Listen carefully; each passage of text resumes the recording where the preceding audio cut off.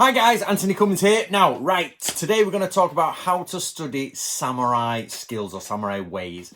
Now, of course, this video is done to support this book, which is Samurai Arms, Armour and the Tactics of Warfare, Collected Scrolls of Natoru Ryu, ram-packed with information. And it's because of books like this, I've created this video. So, okay. One problem that crops up time and time again. Now, if you're unaware, I've reopened the school Natoru Ryu and its permission's been given by Japan, all of that. We've got our own temple going, we've got the ancestry going, we've got the scrolls, we've pulled it all back together. And it's taken years to put it all together. We've translated some of the ancient documents, we will translate them all. And it's rammed full of information from the 1600s, okay? Now, that's volume 2. You can buy them in any order. It doesn't really matter. You can get any of them. But the point being is that there's thousands, literally thousands of skills. I did a rough estimate once based on projecting. I did the information we've got from here, and the other books in the series, and I projected it to what I think would be overall, and there's approximately between 10 and 15,000 skills. Okay, so for a Koryu school, that's a lot of waza, kata, concept, skills, whatever you want to, whichever category they fall into, it's a lot. And the one thing we always get is people hit a wall going, it's too much, what do? I don't understand it. And they sit there, and I've got my students out there in Natoru land who read the book, read it again, and it's like, the number one problem they have is how do we maintain this, and how do we keep it going, and how do we use it. I don't mean how do you use it in modern days. How do they literally what do I do with it? Well, what you've got to do is this. Basically, you've got to not read it, you've got to internalize it and study it. But then you have to categorize it in your mind, in books, whatever you want. It doesn't matter, as long as you can do it in your way. So, I was talking to Mr. Kane the other day, my graphic designer, and basically we thought of ways to put this concept across to you. And the best way is the idea of a mountain. So when you look at this information, there are a mountain of teachings. There's a mountain of aspects to learn. It's that big, you're looking at it and you're going, nope, what do I do with all that? So what we do is you decide to group them into sections that will be useful, and they become hills. Now, it's much easier to climb smaller hills than it is to climb a great mountain. Yep, that's the idea we've got.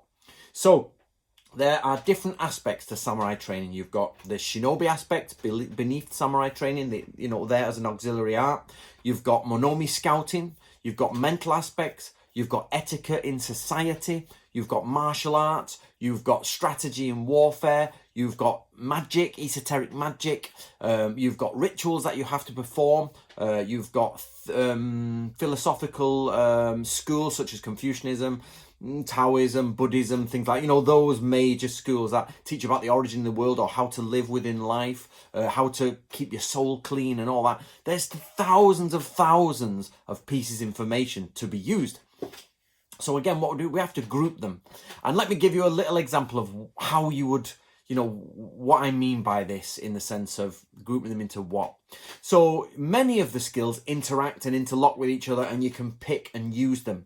But imagine, and sorry, the idea is you actually have these 10 to 15,000 skills. Let's just call it 10,000. The reason I've picked 10,000 is because it's Ichiman, basically, the 10,000 skills, if you like.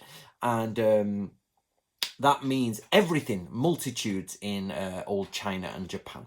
So let's have a look at this. We've got the 10,000 skills, and your job as you're walking along in life is to pick that skill, and that skill. Now, a lesser achieved person or a lesser achieved samurai would only be able to pick one skill and use it in that sense, and pick this skill and use it then. But the higher you get, the more you can interact with the skills, and you know, I need that skill, that skill, that skill, and that skill, and I need to mix them up and form a plan and go forward. Then the highest level is where you know every single skill, you've internalized them, you can pick out multiple skills, you can run multiple things at the same time, but then you can also detach from the teachings and come up with your own ideas that surpass, like, you know, by using these building blocks, you create cathedrals. So everybody knows, let's call it a brick or a stone. Anybody can put a couple of bricks together and a bit of wood and make a table. Basic. You can then make a house, you can make a church, or you can make a cathedral, and then you go to these modern skyscrapers who have gone beyond stone and you know, little bits of this, and have gone into like suspension bridges that go beyond the idea of I put one thing on top of the other. This idea is to pull it from the top by using its counter element here. You see what I mean? That's where you've gone beyond the teachings. A bridge is a river, two bits and a plank. That's a bridge. But then you get to these, like San Francisco's bridge, where it is a colossal feat of engineering because somebody moved outside of the norm. You know what I mean?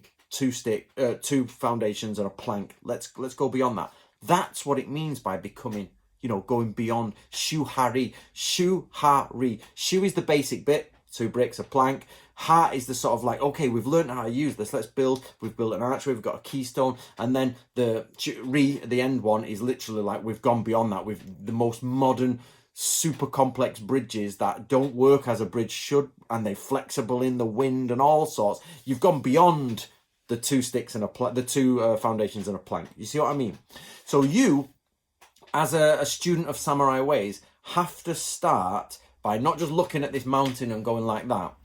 You have to think, what will be the best thing for me to use now? So for example, the example I was going to give before is this. So you're about to engage in hand-to-hand combat. Somebody's come at you. You've moved out of the way of their spear, pulled it out of their hands. It's gone to sword combat.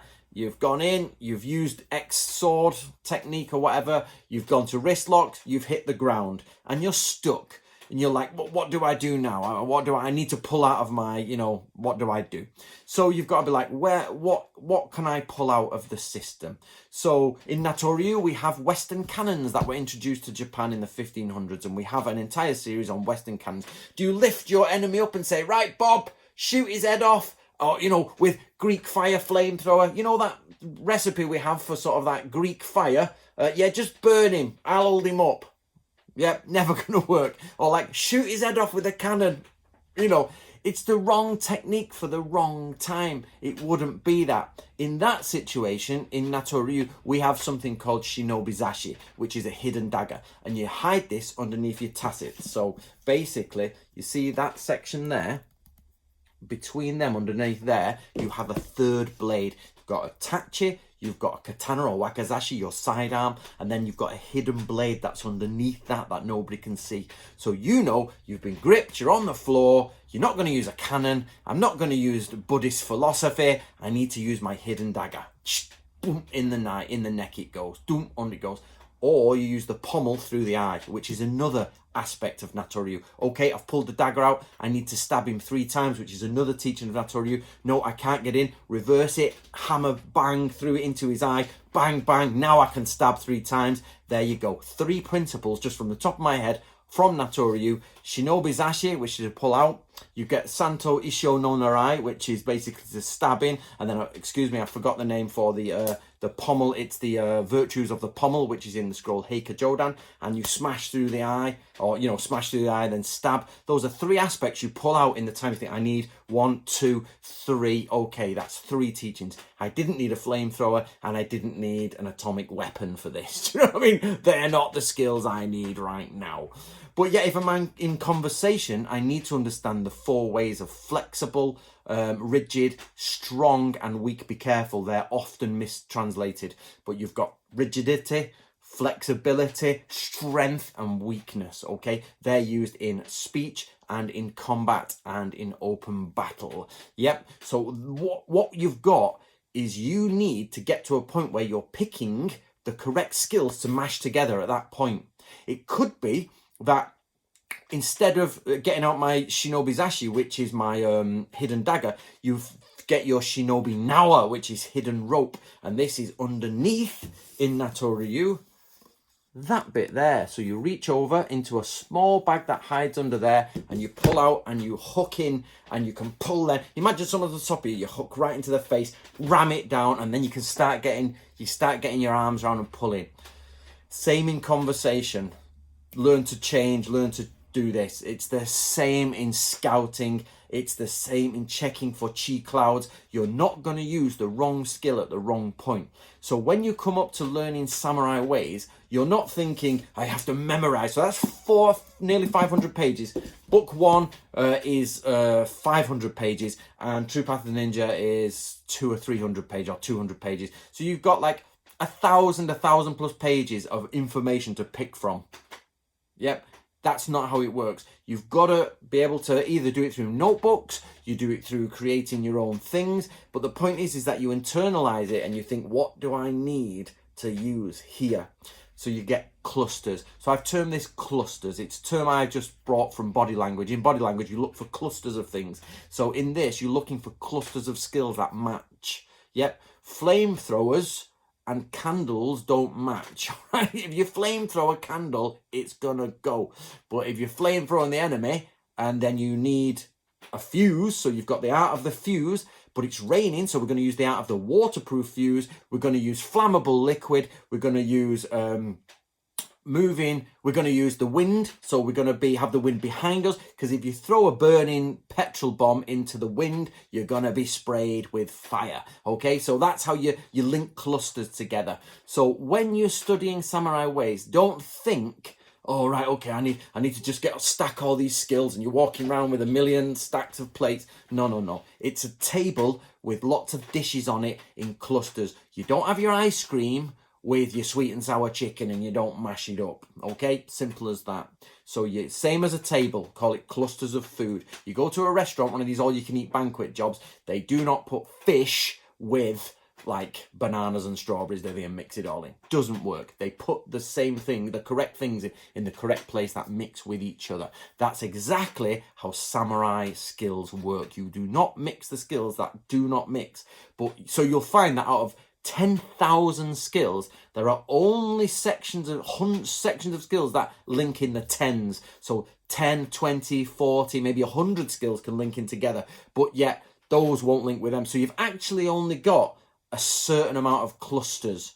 Say, let's say just call it 50 clusters to learn. So you can focus on cluster 1, you can focus on cluster 2, and by the end of your training, you know all the clusters. You're like, okay, I'm in this situation, I need that. Right, I've hit a river, what do I need? I need this, this, this, and this. So I've just done a new teaching. I'm not going to tell you it, but I'll just give you an example. We are now translating book 3, and it talks about using tripwires below the water, and the idea of what depth of water do you use, what type of tripwire, and do you use tripwires at certain shallowness because it aids the enemy. Tripwires will help the enemy at certain levels of water, or it becomes problematic for different types of enemy depending on the range of water level. It's that detailed, and that's when you hit a river, you're like, right, cluster 1, river cluster. Those are the skills I need. Right, okay, I'm in my mindset. I know I don't need flamethrowing equipment. I know I don't need Buddhist philosophy. I need river crossing. I need the cluster for river crossing here. Boom, boom, boom. But also you're like, because if you're the commander, you're like, okay, we also need Monomi now because we have to scout, because we've stopped. The army has come to a stop. So we need now cluster. We need to go to the Monomi, the scouting cluster. We need to go to the river crossing cluster, and we also need to go to the defense cluster. So you go, okay, I know I've got 3 little hillocks I need to pull from here because I've got multiple things going around. And then we get to the point of, we got to check for poisons. If we're staying here for a long time, we're now into the well digging and the camp creation cluster. So we start pulling that in. And that's why a Gungakusha, the top person in the army thinking, has got these clusters down and sorted. That's basically what they do. Right, guys, we're at the 15-minute mark. I'm going to leave it there. Always, guys, support what I do with buying the Book of Samurai series. That will always, it's difficult, but this is exactly what I'm talking about. Cluster work. Get in there, I always say get 2 copies. Now, obviously, the author's going to say buy 2 copies. That says, but I've always got multiple copies hanging around the house. The other one's in the other room. But basically, as you can see, that one is full of things that I've got to reference, and the other one I've highlighted, I've pulled out, I've made notes, and I've even gone to another level where you make new scrolls from old teachings and things like that. So anyway, guys, do get yourself a copy. Please help us out and keep up to date with YouTube, and I hope you enjoyed that. I'll read the comments for the next 24 hours, so do put them in, and speak to you later.